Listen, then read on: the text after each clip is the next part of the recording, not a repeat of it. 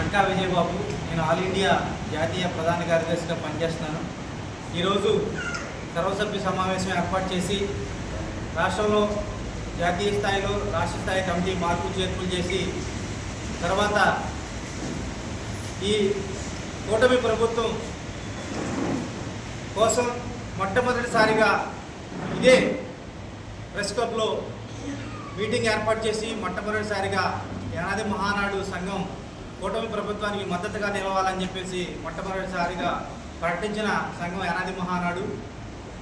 ఆ దిశగానే కూటమి ప్రభుత్వం గెలుపు కోసం రాష్ట్రంలో మేమందరం కూడా 70 నుంచి 80 నియోజకవర్గాల్లో బలంగా పనిచేసి కూటమి ప్రభుత్వం అధికారంలో రావడానికి కృషి చేయడం జరిగింది.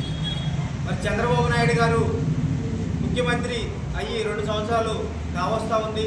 మరి కందుకూరు నియోజకవర్గం ప్రచారంలో ఆయన యానాదులకు కార్పొరేషన్ ప్రకటించి అన్ని విధాలు ఆదుకుంటామని చెప్పేసి అన్నారు.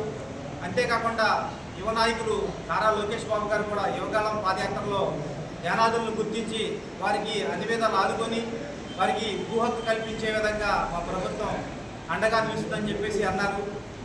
అదేవిధంగా ఈ రాష్ట్రంలో జనసేన పార్టీ అధ్యక్షులు రాష్ట్ర ఉప ముఖ్యమంత్రి శ్రీ పవన్ కళ్యాణ్ గారు గిరిజనుల పట్ల ఎన్నో అభివృద్ధి కార్యక్రమాలు చేస్తున్నారు.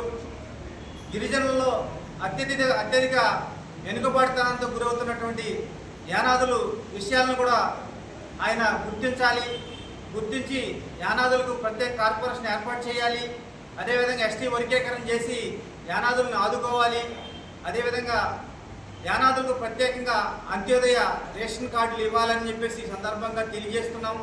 అంతేకాకుండా అందరికీ భూమి కల్పించాలని ఈ సందర్భంగా తెలియజేసి సెలవు తీసుకుంటాం.